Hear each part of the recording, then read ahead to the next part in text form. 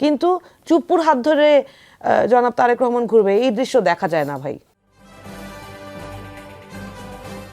সরকার আসলে তো সব জায়গায় দলীয় নিয়োগ হবে, এটা আমরা ধরেই নিলাম, কথার কথা, এটা আমরা এক্সপেক্টও করেছি। কিন্তু সকালবেলা তো দেখলাম যে কি চুপ্পু সাহেব কদিন আগে দেখলাম জনাব তারেক রহমানের অনেক ভালো ভালো কথা বলছে ওনার ব্যাপারে।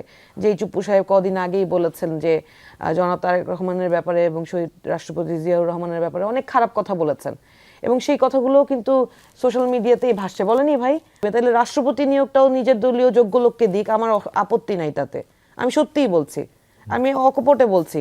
কিন্তু চুপ্পুর হাত ধরে জনাব তারেক রহমান ঘুরবে, এই দৃশ্য দেখা যায় না ভাই। আর অন্যান্য জায়গায় নিয়োগ বলছেন, ধরেন 6 জন প্রশাসক যে নিয়োগ দিলেন, তার মধ্যে 2 জনকে জনগণের ম্যান্ডেট 2 জন পায় নাই। ভেরি ভেরি এভিডেন্ট যে এভরি সিঙ্গেল কর্নারে আপনি এইটাই দেখতে খুঁজে দেখেন, দলীয় লোকই নিয়োগ হচ্ছে। এটা ধরেন স্বাভাবিকভাবে ওনারা আমাদের মেনে নিতে বলছেন, আমরা ধরেন মেনেই নিলাম। শেখ হাসিনা সরকারের সময় আমরা 17 বছরের জুলুম মেনে নিয়েছি না, সহ্য করেছি না। ধরেন একজন নির্বাচিত সরকারের কাছে মানুষ যেটা আশা করেন, যেটা পরিবর্তন আশা করে, যেটা শেখ হাসিনা যা করেছে সেটা যেটা উনি করবেন না বলে আমরা আশা করি, সেটাও হয়তো উনি করতে পারবেন না, কিন্তু অন্তত যোগ্য লোককে দিক। বিএনপির তো অনেক যোগ্য লোক আছে।